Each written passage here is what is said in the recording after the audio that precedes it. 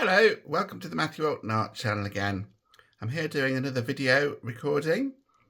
I'm going to paint a still life of an antique glass bottle. I bought a few of these in an antique shop in Stratford-upon-Avon when I visited a few weeks ago.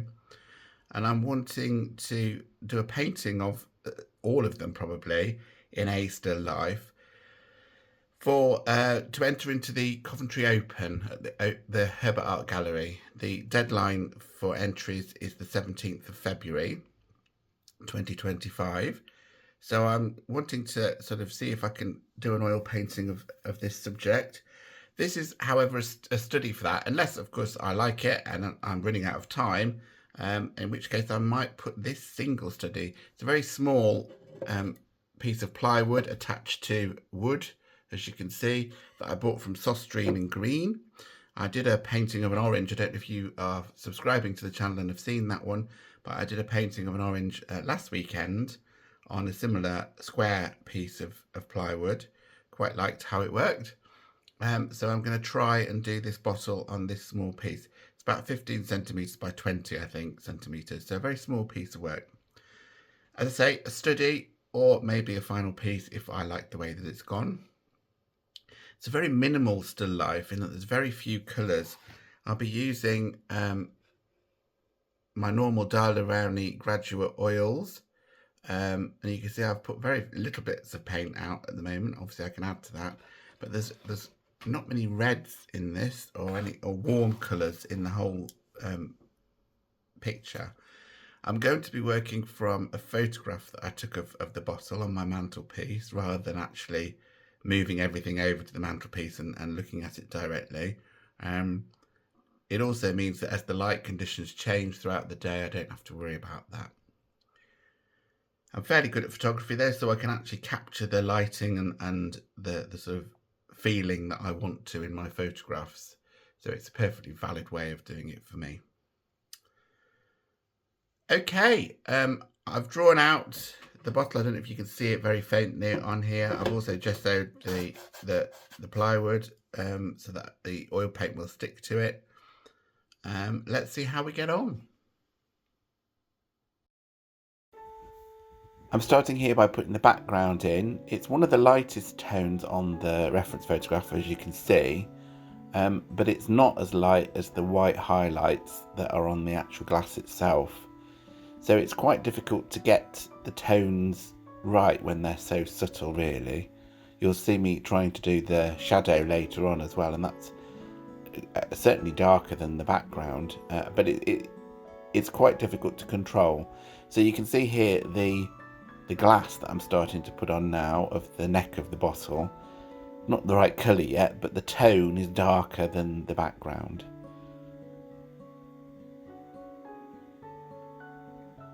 You can see that I'm starting to put some of the greener colours in the glass as well. Actually, it's a bit too bluey green on my painting.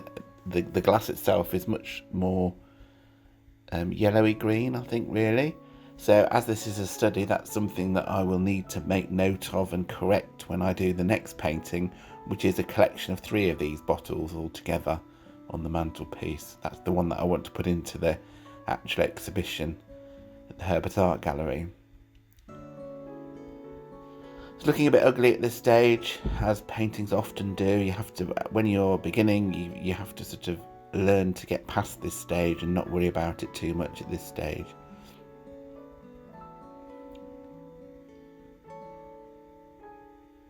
It's quite difficult to paint quite so small, really, in that you're using quite fine brushes, really, and I'm not good enough at oil painting to get very fine lines. Alla prima, certainly. It's easier if you can let the layers dry and then use a very fine brush to put detail on afterwards. But alla prima, you have to do it all when it's wet, and of course it's difficult to get fine lines painting wet into wet. Well, I find it difficult anyway.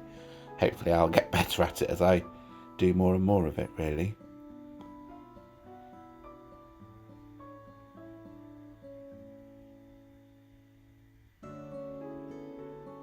At the moment it's difficult to judge the tones to a certain extent because I haven't got the darkest darks on there yet. I'll soon add the mantelpiece, which has got the darkest darks in it, and that will balance out all the paleness that we've got in the painting so far.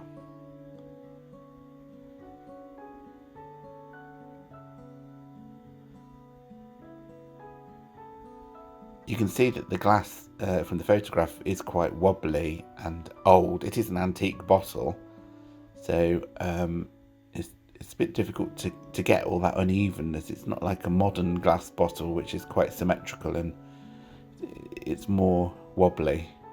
And I'm trying to get that character in the painting. You can see that I've put the lightest lights on the neck of the bottle there now, and that sort of helps to make it look like glass.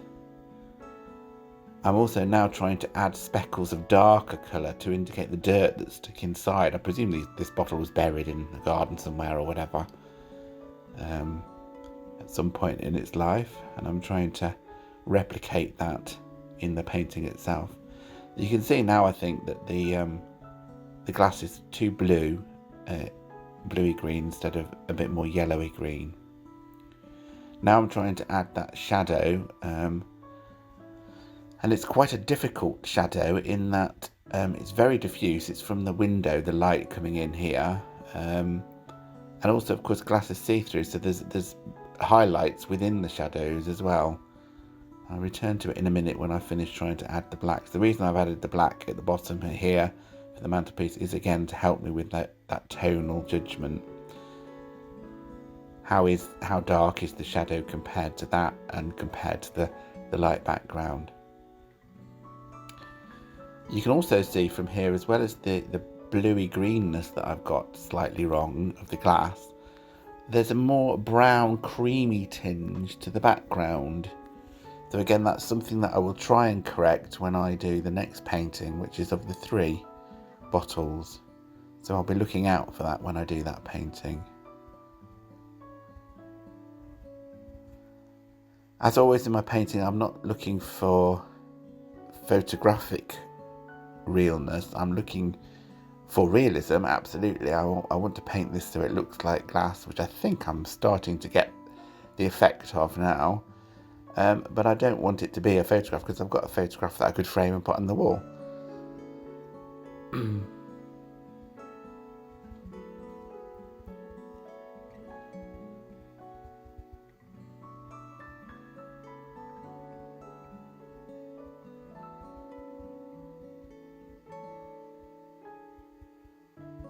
You can see what I'm doing here is to make the lights and the darks of the edge of the mantelpiece. I'm adding white and just drawing it along in the direction of the mantelpiece. There is subtle greens reflected in the... It's sort of a semi-sheened mantelpiece. Returning to that difficult shadow. Again, I think the shadow should be browner than I've got it, if I'm trying to replicate the atmosphere accurately, which I am really, I suppose.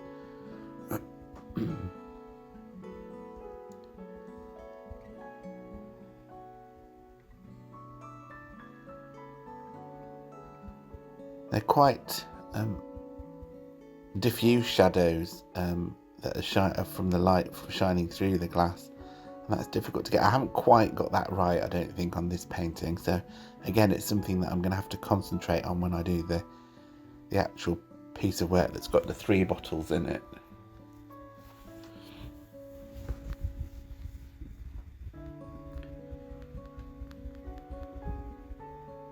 To get the diffuseness, I'm sort of adding darker colour and lighter colour and just blending it in with the surrounding colour, really, because of course everything remains wet with oil paint, so you can do that.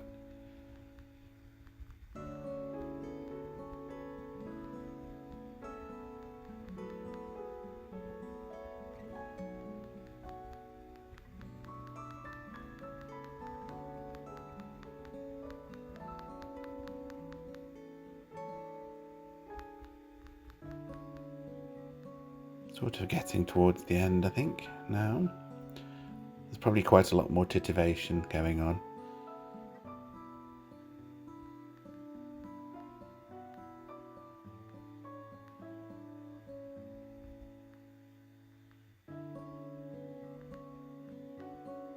It's a bit wonky as well. I don't know if you noticed the top of the bottle isn't quite perpendicular to the base of the bottle.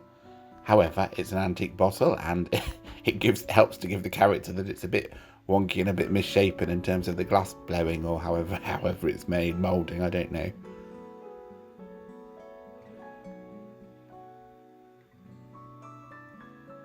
Definitely needs to be more brown in that shadow, I think, that I'm trying to add there as well. And if you look from the reference to the actual painting, I think that's about it.